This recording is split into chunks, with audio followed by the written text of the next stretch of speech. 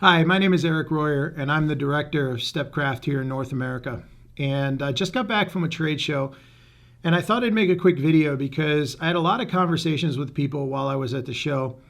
And a very common thing that people would come up to me and say is they really appreciated what a CNC can do, and they think their business or their hobby would benefit from having one, but because they're scared of computers and they don't want to learn software, or they think it's going to be too difficult, or I'm not into computers, or I don't want to have a college degree to learn how to use a computer. And it's funny because I've been doing this for so many years now, and I guess I just take it for granted that it's really not that difficult to use software, especially with programs like Vectrix, VCarve.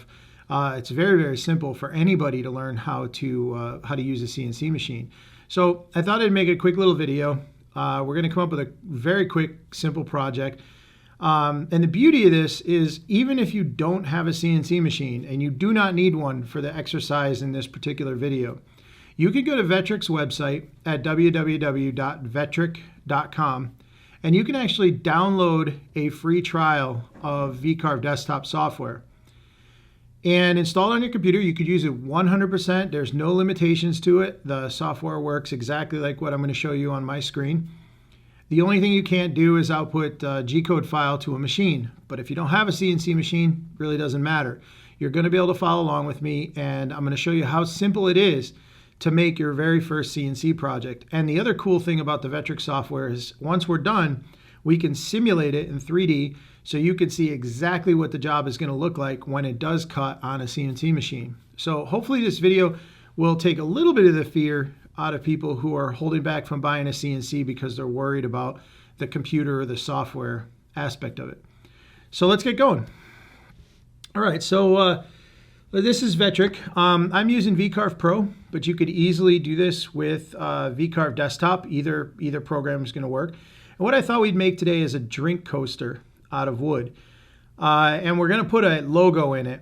And forgive me, I'm going to use the Chevy logo. So those of you Ford fans out there, don't take offense to this. In fact, I drive a Ford. But I thought I would use the Chevy logo. It's relatively simple to do, and we can find it online pretty easily. So what we're going to do is, the first thing, we're going to create a new file. Now, a drink coaster is going to have a 3.5-inch hole in the middle of it. We're going to make this drink coaster 4.5 inches square. Okay, so the very first thing we do in the Vectric program is we have to set up our job.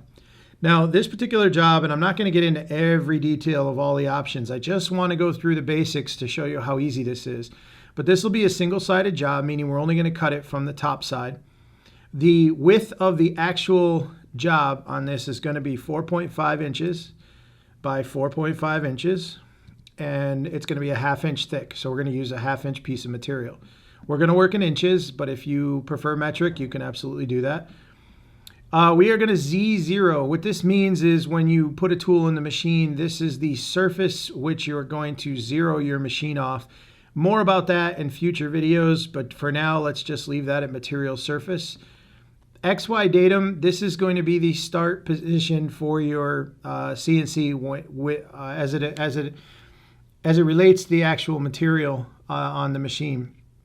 To keep things really simple, we're just going to use the center point, which means when we set up our CNC machine later, we are going to set it up so that the tool itself is actually centered in the work material before we zero it. And then the machine is going to start from this position, and it's going to go ahead and make the drink coaster. Everything else here we can ignore. We'll just click OK. So the very first thing we need to do is we need to create an outline, because right now what we're looking at is essentially the block of wood that we're going to put on the machine. Okay, so we need to create an outline for the drink coaster. So we go up here to the Draw Rectangle tool. Very, very simple. We are going to have a reference point position of 0, 0. And we are going to do a radius external. So a square rectangle is obvious, got a square corner. We want to make these a little fancy. So we're going to do a radius outside corner, and we're going to do a 1/2 inch radius on that. The size of the drink coaster, again, is 4.5 inches by 4.5 inches. So we click create. And now you can see over here, it's kind of hard because you can't see a whole lot that happened. But you can see that there's curves in the corner. And if I go ahead and I click on this vector, you'll see these lines turn into dash, and you can kind of see the purple highlight all the way around. That's going to represent the outside of our drink coaster. Okay. The next thing we need to do is have a pocket recessed in it for the actual coffee mug to sit. So we're going to go ahead and we're going to click on, sorry, I got ahead of myself. We're going to click on the draw circle tool. We're going to go to diameter, and we're going to make the diameter, in this case, let's do 3.5 inches, and we're going to click create. Now you can see it immediately put a circle right in the center of the coaster. Okay, no magic going on here. It's really simple so far. Now I'm going to show you something that's a little bit more complicated, but I want to show you how cool this is, because this is one of the power of having a CNC machine. And I want to show you how easy it is to do this so you can customize things for your own use. So what we're going to do here is we need the Chevy logo. So we're going to go to Google and we're going to type in Chevy logo. Now we're going to see what comes up under images. And what we want is something very, very simple. I prefer a black and white logo if I can find it. And see, all these are nice photographs, but they're not going to do well for CNC. But this one right here has some promise. So let's take this logo and we're going to right click on it, and we're going to save the picture as. And we're going to go ahead and put it in our pictures, and we're just going to call it Chevy logo. All right, we're going to put it in our pictures folder. Now we'll go back to Vectric. So what we're going to do is there's an icon up here, and if you highlight over, it says import bitmap for tracing. It's got a little bird in it. We're going to click on that, and we are going to go to our pictures folder and click on Chevy logo. And here it is. Okay. So now we've got the logo on our screen, and what I want to do is actually shrink this logo down so it fits inside where the circle is. Okay. So if we click on it one time, you'll see these 4 little squares appear in the corners. All you need to do is hold the shift key down, grab one of those corners, and you see you can size it larger and smaller based on just moving your mouse. So we're going to shrink it down right about there so it fits inside. Okay. There's one more step we have to do. Right now, this is a JPEG image, meaning that it's just a bitmap graphic, and the CNC machine works on vectors. So what we need to do is we need to turn this Chevy logo into a vector. And that's pretty easy to do. You just click on this little bird icon. It says trace bitmap. So we're going to click on that. We're going to choose black and white because the image we're using is black and white. And all you got to do is click preview, apply, and then close. And what we did was it automatically traced a vector all the way around this image. So if we go up here to the layers tab, there's a bitmap layer, which is the actual photo that we brought in of the Chevy logo. If I click this light bulb, it goes away. And what I'm left with is a vector of the Chevy logo. Really, really simple. You didn't need to learn how to draw.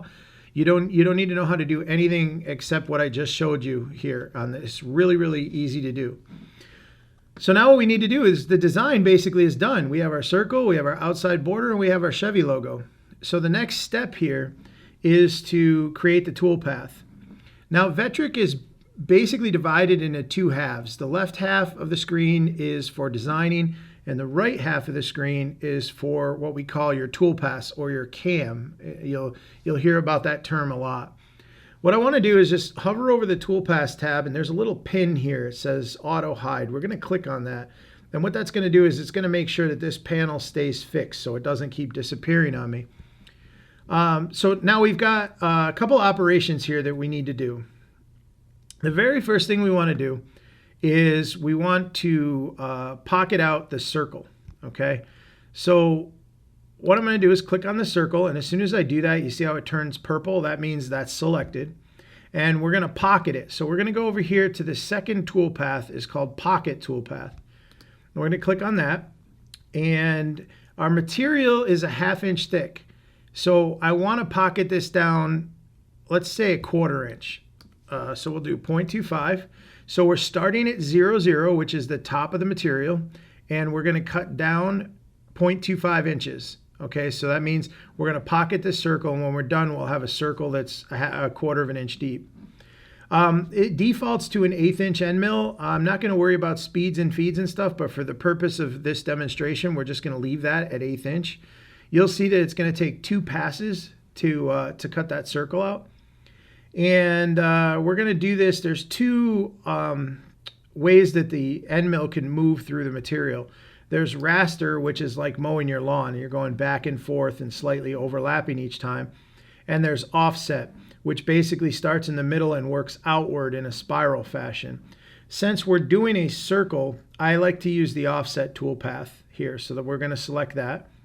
And for the rest of this, we could just leave this all alone. Now that you can name the toolpath, we're just going to put circle. You don't have to, but it is very good habit to get into to name your toolpaths, especially when you start working on some more complicated stuff that have a lot of toolpaths. Okay, so we're going to click on that. Now what happens here, this is really cool with Vectric, okay? It immediately is going to show you the blue lines you see here is where the CNC machine is going to engage with the material. This red line is the tool moving above the material. Okay, so since we're going to be using wood, we can come over here for the material and we can select, let's just say soft oak as opposed to blue plastic. And now you see that the material here has changed to look like wood. All we're going to do now is click this Preview Selected Toolpath button. And you'll see that there's an animation for the tool. I'm going to fix that for future ones because it takes a little while to process. But you can see that's what the CNC would be doing. It's going to open up that circle bigger and bigger. Then it's going to start the second level because remember it said it was doing 2 passes. And when it's done, you've got a 1/4 inch deep circle that's pocketed out. So I'm going to actually uncheck Animate Preview for the next operation. But remember I said you can see everything in 3 dimensions. So this is cool. If you hold your mouse down anywhere on the screen and drag your mouse, you'll see that you can now look at this object in 3D. And you could see if I put my mouse over the top, I want you to pay attention to some numbers that are going to appear here. You'll see an X, Y, and a Z number. And the Z should be 0, 0 because my mouse is pointing to the top of the material. But if I move my mouse into the middle where we just pocketed, it should say 0.25, which it does. And that's telling me that this is a 1/4 inch deep compared to the top surface. Okay, very simple so far. So now what we're going to do is we're going to click on the 2D view to get back to this position. And now we want to deal with this Chevy logo.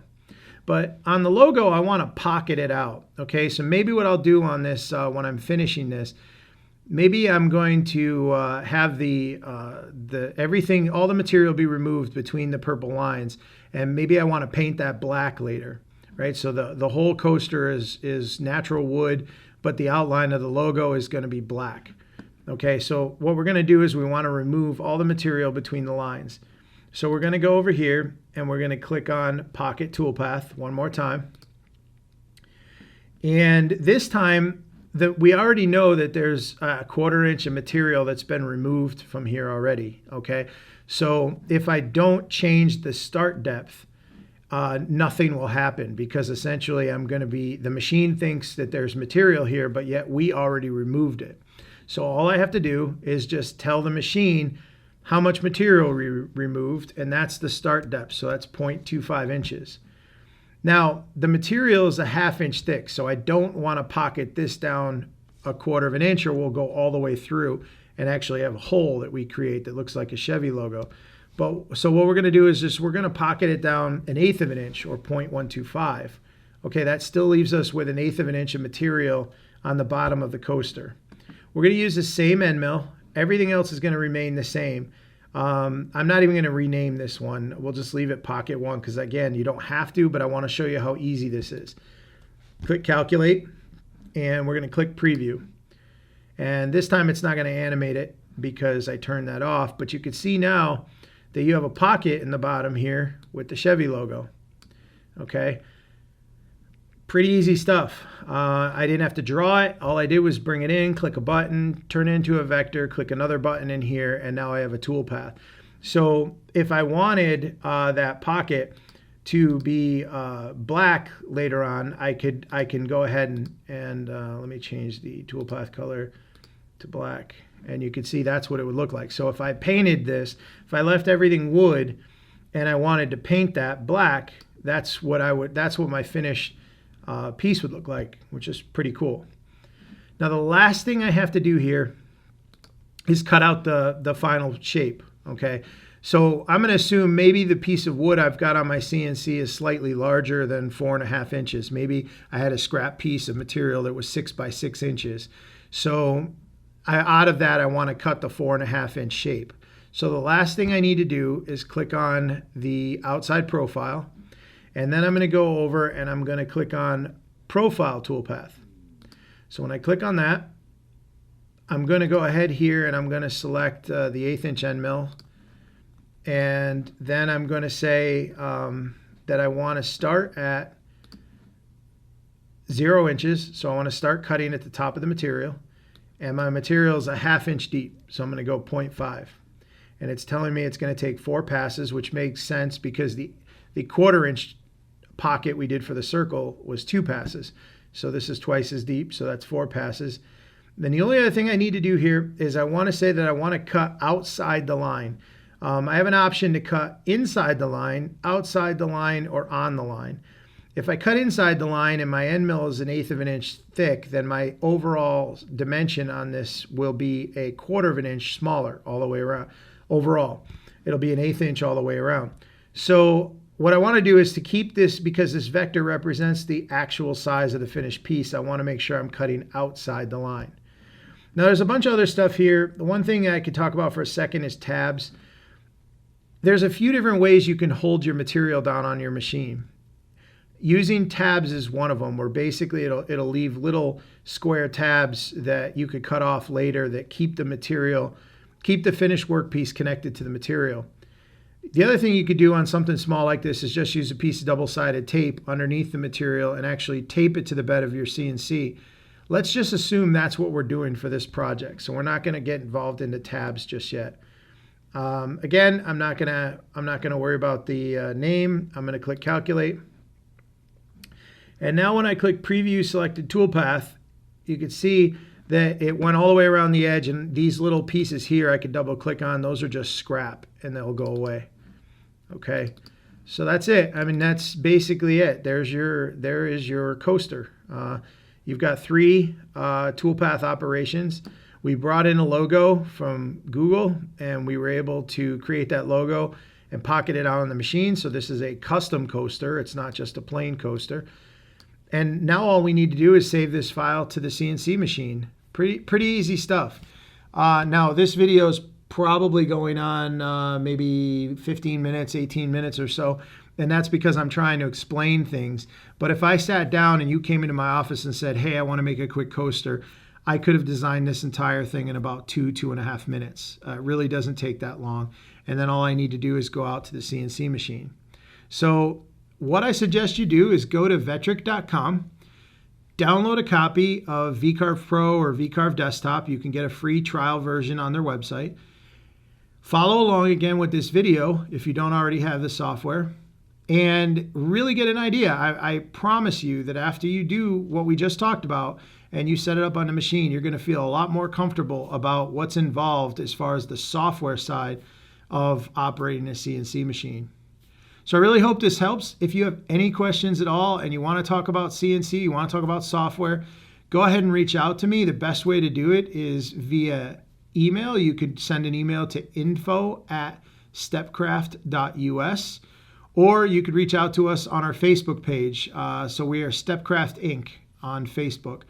But I look forward to answering any questions you have, and hopefully this takes a little bit of the fear out of what's involved with CNC. And I'm going to keep doing videos like this to show different examples of simple projects that can be done, just to prove that it's not scary. I tell people all the time, I can teach anybody how to make a project on a CNC and actually cut it out in an hour or less when they're in our facility. So I promise no matter where you're at with a computer, as long as you know where the power switch is, you can do this. I look forward to doing another video for you soon, and I hope to hear from you.